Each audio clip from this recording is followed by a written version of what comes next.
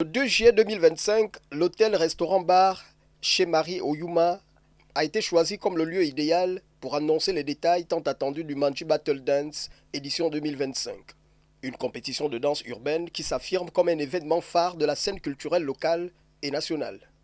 C'est une compétition de danse urbaine qui a pour objectif de permettre aux amateurs, aux passionnés de danse, de pouvoir exprimer leur talent autour d'une plateforme, et notamment pendant une compétition qui se déroule en plusieurs étapes et qui permet au final de récompenser les meilleurs danseurs.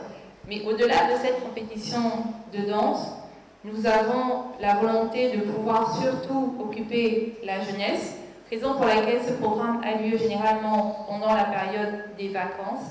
Les occuper, disais-je, sainement par une activité sportive, puisque la danse, notamment la danse urbaine, c'est une activité sportive et culturelle, bien sûr.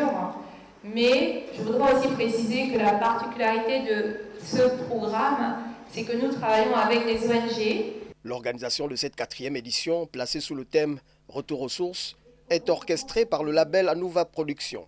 Occasion pour la responsable de souligner les différentes étapes qui jalonneront cet événement, visant entre autres à célébrer et à promouvoir les talents émergents des jeunes danseurs gabonais. Pour cette année, la compétition va démarrer par les présélections, comme on l'a toujours fait, parce qu'il faut départager les groupes et n'en retenir que 8 pour la demi-finale qui aura lieu le 19 juillet.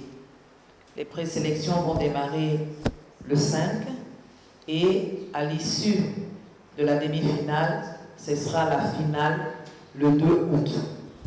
Et chaque année, nous essayons d'innover.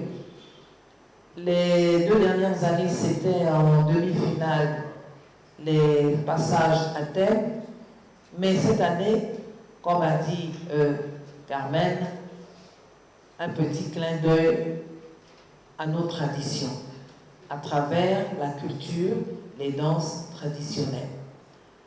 Nous verrons la partie organisationnelle en détail avec les groupes, mais ça c'est la petite innovation de 2025.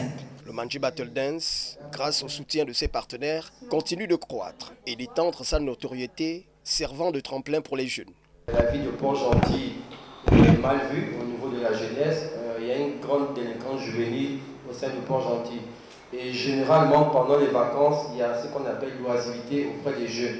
Donc, à travers l'initiative comme ce que Mme Carmen fait pour occuper les jeunes sainement pendant les vacances, je ne peux que les saluer et vous remercier.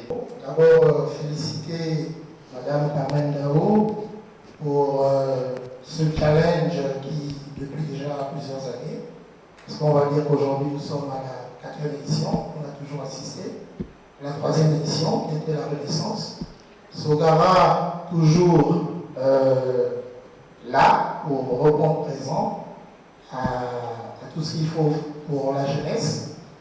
C'est notre façon à nous de jeter la pierre à l'édifice. Le label Anouva Productions annonce plusieurs surprises au cours de cette édition 2025, dont les rendez-vous sont fixés pour les 5 et 19 juillet, culminant avec une grande finale le 2 août prochain au plateau sportif Pierre Claver d'Ivungui de Port-Gentil.